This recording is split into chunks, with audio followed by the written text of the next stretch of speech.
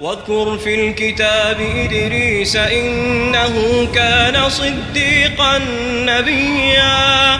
Dan ceritakanlah Muhammad kisah Idris di dalam kitab Al-Quran. Sesungguhnya dia seorang yang sangat mencintai kebenaran dan seorang nabi.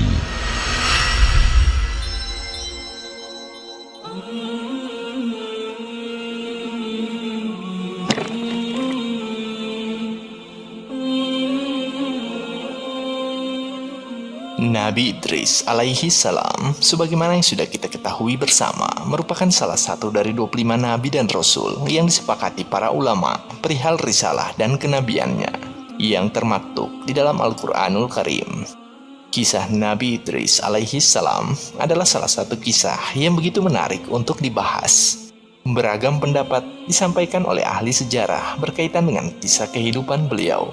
Bahkan beberapa di antaranya dianggap kontroversial. Mengapa hal tersebut bisa terjadi? Bagaimanakah rincian kisah Nabi yang mulia ini? Dan apakah benar anggapan orang-orang yang mengaitkan beberapa peninggalan sejarah seperti patung Sphinx dengan Nabi Idris alaihi salam? Berikut kita simak penjelasan selengkapnya yang disampaikan oleh seorang ulama ahli sejarah kenamaan asal Mesir, Syekh Dr. Raghib As-Sirjani, melalui video ini. Perbedaan pendapat di kalangan para ulama mengenai kisah Nabi Idris alaihi salam. Kisah sejarah para nabi yang menjadi bahan diskusi panjang para ulama dengan berbagai ragam pendapat dan perdebatan di antara mereka adalah kisah para nabi yang sedikit penyebutannya di dalam Al-Quran maupun hadis-hadis Nabi Shallallahu Alaihi Wasallam. Hal tersebut disebabkan karena para ahli sejarah ataupun ahli tafsir bersandar kepada kisah-kisah Israiliyat dan teks-teks yang bersumber dari cerita rakyat. Di antara kisah-kisah yang terdapat di dalamnya perbedaan pendapat para ulama ahli sejarah tersebut adalah kisah Nabi yang mulia Idris alaihi salam. Sejarah Nabi Idris telah dibahas dari berbagai sumber. Ada yang membahasnya langsung dari kitab-kitab klasik para ahli tarikh dan tafsir. Ada juga yang membahasnya bersumber dari Israiliyat yang terdapat dalam Perjanjian Lama, Perjanjian Baru serta perkataan para ulama Yahudi dan Nasrani. Demikian pula, ada yang membahas dari sisi peninggalan-peninggalan sejarah yang ditemukan dan bahasa-bahasa kuno yang diterjemahkan. Hal tersebut digunakan dalam interpretasi teks prasasti yang ditemukan di monumen ataupun kuil yang berhubungan erat dengan sisi sejarah Nabi yang Allah muliakan ini. Di samping itu, ada juga sisi warisan sastra yang merujuk langsung pada cerita rakyat yang diturunkan dari generasi ke generasi, serta legenda yang menyebar dari mulut ke mulut berkaitan dengan manusia suci yang tengah dibahas ini. Tentu saja, banyak dari sumber tersebut tidak bisa dianggap sebagai sumber yang dapat diandalkan untuk menemukan berita dan fakta. Adapun rincian kisah beliau, kita hanya merujuk kepada sumber-sumber ilmiah yang diakui dalam syariat kita, yang terbukti memiliki dasar dan pijakan yang kredibel. Seperti halnya asap yang berasal dari api, jika suatu kisah ditemukan, pasti memiliki asal-usul sebagai pusat dari penyebaran kisah tersebut.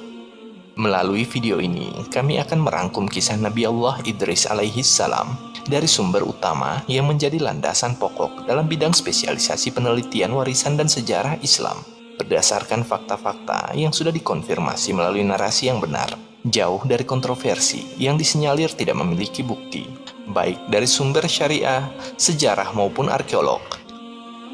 Kisah kehidupan Nabi Idris alaihi salam.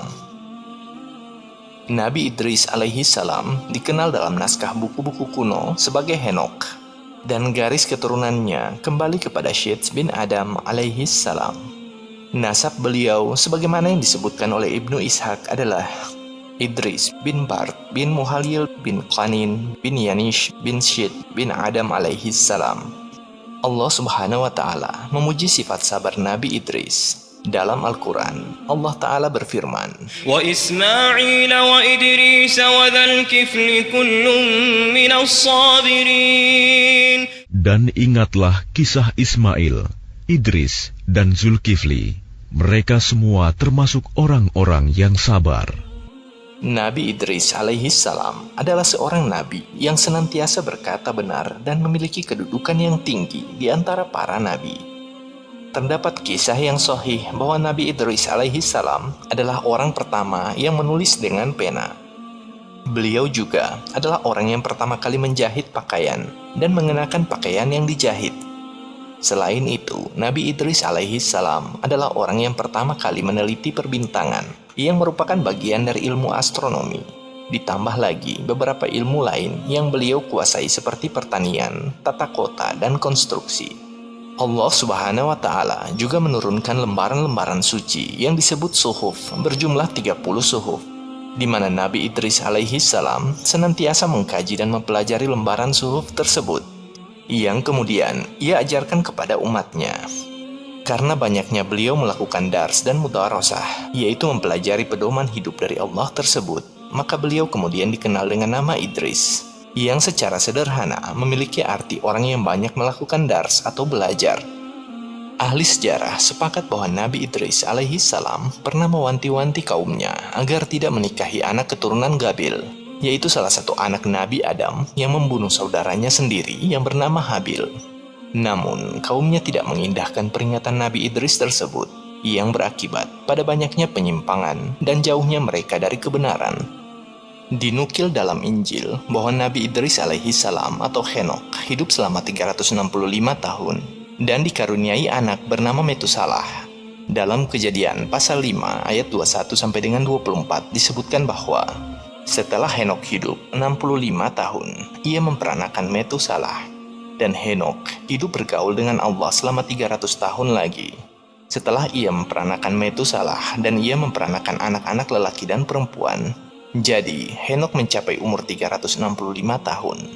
Dan Henokh hidup bergaul dengan Allah, lalu ia tidak ada lagi sebab ia telah diangkat oleh Allah.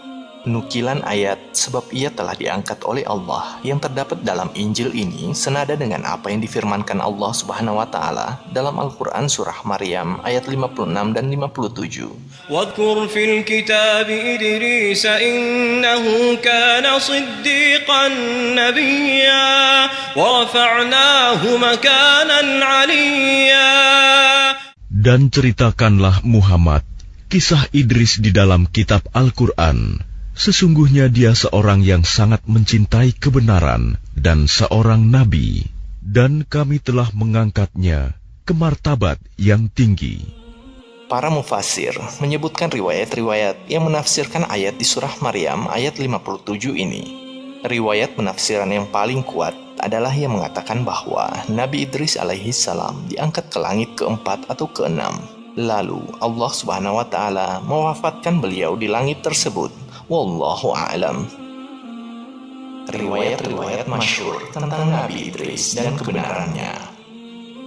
Imam Al-Suyuti, Al-Maghrisi, Ibnu Takhribardi, dan Ibnu Iyas menyebutkan bahwa Nabi Idris alaihi salam adalah termasuk Raja Mesir dan raja yang pertama membangun rumah ibadah di sana.